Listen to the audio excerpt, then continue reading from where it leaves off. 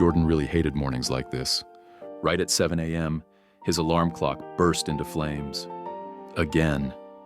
He groaned, rolled halfway off the bed, and slapped the smoking plastic with a towel until the tiny fire died with a pathetic hiss. His palm pulsed faintly, with a power he cannot fully control. His pediatrician had classified it as heat manipulation. Maybe he could get a more accurate power assessment someday, but those evaluations cost money, too much for a poor orphan like him. In theory, his ability let him heat anything he touched to an unknown temperature. In practice, he melted alarm clocks, constantly scorched clothes, and once, when throwing a childish tantrum, boiled a goldfish. Powers looked glamorous in textbooks and on the holo. However, in real life, having them is expensive. Jordan pulled on a hoodie, stuffed a half-burned work permit into his bag, and jogged down the hall of his apartment complex. The stairwell was packed with tenants heading to whatever jobs they could find. Janitors, cooks, anything a drone couldn't do. The city was always buzzing. No matter the time or the district, the hum of powerful people and their abilities ran through the streets like background music. Flyers zipped overhead. An old man waved his hand, and a burst of windswept dust off his deck. A man with magnetism powers dragged a large pile of metal cans behind him. Just a normal morning in the slums of the city of New Haven, one of the mega cities in the North American Union. Jordan shoved his hands into his pockets, careful not to heat the fabric. He learned that lesson in high school. College wasn't much better. He wasn't failing, but he wasn't doing anything special either. His ability wasn't strong enough for combat programs, not precise enough for engineering apprenticeships, not useful enough for industry. He was just stuck. When Jordan arrived at Westside Community College, he headed straight to the cafeteria where he worked part-time. The manager, Mrs. Mullen, took one look at the scorch mark on his sleeve and sighed. Rough morning? My alarm clock melted. Again. That's the third one this month, sweetheart. He shrugged helplessly.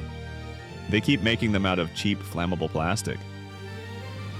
She sighed again and handed him a pair of thermal gloves, the kind that is designed for people like him. Thick, insulated, and ugly as hell. Try not to melt the silverware again, she said sternly. He gave her a cheeky grin and got to work, sorting trays and wiping tables. He didn't miss the twitch at the corner of her mouth, her real personality cracking through her responsible, motherly mask. He liked working in the cafeteria, a place with no expectations, no analysts charting his power's potential, no classmates whispering about how weak he was, just dishes and the occasional property damage he caused. Around noon, Jordan stepped outside to take a break. He leaned against the brick wall and watched a group of students levitate lazily across the quad. A girl with plant control coaxed a vine into the shape of a heart, while her friends laughed. Jordan held out his hand and focused. He tried to push his power out. For a moment, he felt the air shimmer above his skin. Then his sleeve caught fire. He smothered it quickly and looked around in a panic. His heart hammered in his chest. Damn it! He whispered angrily. What is wrong with me? Why can't I do this? Because you haven't trained. A voice answers from behind him. Jordan spun around. A tall figure stood just beyond the shade of the building, dressed in crisp tactical black with a silver emblem gleaming on his chest, the familiar angular crest of the League of Heroes. The man smiled like he was seeing an old friend. Jordan Reyes, He said. 19. Minor heat manipulation. You've been flagged as having potential. Jordan blinked and took a nervous step back. Flagged by who? By us. Pointing at the emblem on his chest. The League. Jordan coughed. The League of Heroes? The man just nodded, reached into his pocket, and produced a sleek metal card. As he passed it over to Jordan, he said, Call the number on the card. Use the reference code if you lose it. We'll just assume you've declined our offer. Jordan stared at the metal card for several seconds before remembering to breathe.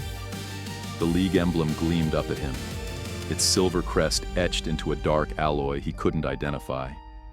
It felt impossibly cold between his fingers. What offer? The man laughed lightly. If you want a real future, call the number. You've got potential, and the league doesn't ignore potential. Jordan looked down at the card, trying to gather his thoughts. He looked up to ask another question, but the man was gone. He didn't walk off or fly away. He was just gone. Jordan spun in a slow circle, checking the rooftops, the quad, the sky. Nothing. He swallowed hard. Okay. He whispered. A couple of students walked by him without noticing anything strange. That was the thing about powers. Nothing shocked people anymore unless it exploded. Even a mysterious person blinking in and out of reality barely earned more than a shrug. Jordan slipped the card into his pocket, took a shaky breath, and let out a laugh he didn't realize he was holding. This is either the coolest thing that's ever happened to me, or I'm being scammed. He grabbed his backpack and headed toward his last class of the day.